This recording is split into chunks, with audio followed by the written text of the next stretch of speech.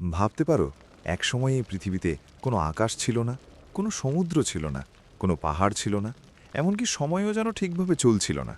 শুধু ছিল এক বিশাল অন্ধকার শূন্যতা। আর সেই শূন্যতার ভেতরেই ধীরে ধীরে জন্ম নিচ্ছিল আমাদের পৃথিবী। আজ আমরা যাকে বলি ঘর, এই পৃথিবী একসময় ছিল এক ভয়ঙ্কর বিশৃঙ্খলার কেন্দ্র। প্রায় 4.6 বিলিয়ন বছর আগে সূর্যের জন্মের পর বাকি থাকা ধূলিকণা, গ্যাস আর পাথরের কণাগুলো মহাকাশে ঘুরে বেড়াচ্ছিল। এই ধ্বংসাবশেষগুলো ধীরে ধীরে একসাথে জড়ো হতে শুরু করে। মাধ্যাকর্ষণ শক্তি তাদের টেনে নেয় এক জায়গায়, আর সেখান থেকেই শুরু হয় একটা নতুন গ্রহের গল্প, পৃথিবীর জন্ম। এই সময় মহাকাশে ছিল না কোনো শান্তি, বরং ছিল অবিরাম সংঘর্ষ। ছোট ছোট পাথরের কণা একটা আরেকটার সাথে ধাক্কা খাচ্ছিল, ভেঙে যাচ্ছিল, আবার জুড়ে যাচ্ছিল। এই বিশৃঙ্খল অবস্থাকে বলা হয় সোলার নেবিউলা থিওরি। ধীরে ধীরে এই কণাগুলো একত্রিত হয়ে একটা গরম গলিত বলের মতো বস্তু তৈরি করে। এটাই ছিল পৃথিবীর প্রাথমিক রূপ। তখন পৃথিবী ছিল কোনো শান্ত নীল গ্রহ না, বরং এক বিশাল আগুনের গোলা। এর ভেতর তাপমাত্রা এত বেশি ছিল যে পাথরও গলে যেত। এই অবস্থায় পৃথিবীকে বলা হয় ম্যাগমা ওশান স্টেজ। চারিদিকে শুধু আগুন আর গলিত শিলা। কোনো বায়ুমণ্ডল ছিল না, কোনো পানি ছিল না, কোনো জীবন ছিল না, শুধু ছিল বিশৃঙ্খলা। কিন্তু সময়ের সাথে সাথে কিছু পরিবর্তন শুরু হয়। ভারী উপাদান যেমন লোহা ধীরে ধীরে পৃথিবীর কেন্দ্রের দিকে ডুবে যায়। এভাবেই তৈরি হয় পৃথিবীর কেন্দ্র বা কোর। আর হালকা উপাদান ওপরে উঠে আসে।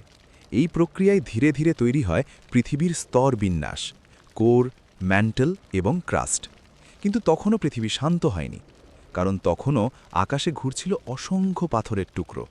এদের মধ্যে সবচেয়ে গুরুত্বপূর্ণ ঘটনা ঘটে যখন পৃথিবীর সাথে একটি বিশাল বস্তু সংঘর্ষে আসে। এই সংঘর্ষ এতটাই ভয়ঙ্কর ছিল যে পৃথিবীর একটি অংশ ভেঙে গিয়ে মহাকাশে ছড়িয়ে পড়ে। এই ধ্বংসাবশেষ থেকেই পরে জন্ম নেয় চাঁদ। চাঁদ আমাদের পৃথিবীর সবচেয়ে প্রাচীন সঙ্গী। এই ঘটনাকে বলা হয় জায়ান্ট ইম্প্যাক্ট হাইপোথেসিস। চাঁদ তৈরি হওয়ার পর পৃথিবীর ঘূর্ণন ধীরে ধীরে স্থিতিশীল হতে শুরু করে, এবং এখান থেকেই শুরু হয় পৃথিবীর দ্বিতীয় বড় পরিবর্তন। ধীরে ধীরে পৃথিবীর বাইরের স্তর ঠান্ডা হতে থাকে। গলিত শিলা জমে তৈরি হয় কঠিন ভূত্বক। এটাই ছিল প্রথম মাটি। কিন্তু তখনও পৃথিবী ছিল খুবই অস্থির। আগ্নেয়গিরি নিয়মিত অগ্নুৎপাত করছিল। গ্যাস বেরোচ্ছিল ভেতর থেকে। এই গ্যাসগুলো মিলে তৈরি করে পৃথিবীর প্রথম বায়ুমণ্ডল। কিন্তু এই বায়ুমণ্ডলে অক্সিজেন ছিল না, বরং ছিল carbon die oxide, methane, ammonia, যা আজকের মানুষের জন্য বিষাক্ত। এ সময় আকাশ ছিল অন্ধকার আর ভারী। আর তখন শুরু হয় আরেকটা গুরুত্বপূর্ণ প্রক্রিয়া, পৃথিবীতে পানি আসার গল্প। বিজ্ঞানীরা মনে করেন বরফধর্মী ধূমকেতু আর অ্যাস্টেরয়েড পৃথিবীতে আঘাত করে পানি নিয়ে আসে। ধীরে ধীরে সেই পানি জমে তৈরি হয় সমুদ্র। এটাই ছিল পৃথিবীর প্রথম নীল পরিবর্তন। এখন পৃথিবী আগুনের গ্রহ থেকে পানির গ্রহে রূপ নিচ্ছে। কিন্তু জীবন তখনও নেই, শুধু পানি, পাথর আর গ্যাস। এরপর ঘটে পৃথিবীর ইতিহাসের সবচেয়ে গুরুত্বপূর্ণ ঘটনা, জীবনের জন্ম। সমুদ্রের ভেতরে অতি ক্ষুদ্র রাসায়নিক বিক্রিয়ার মাধ্যমে প্রথম জীবনের উপাদান তৈরি হয়।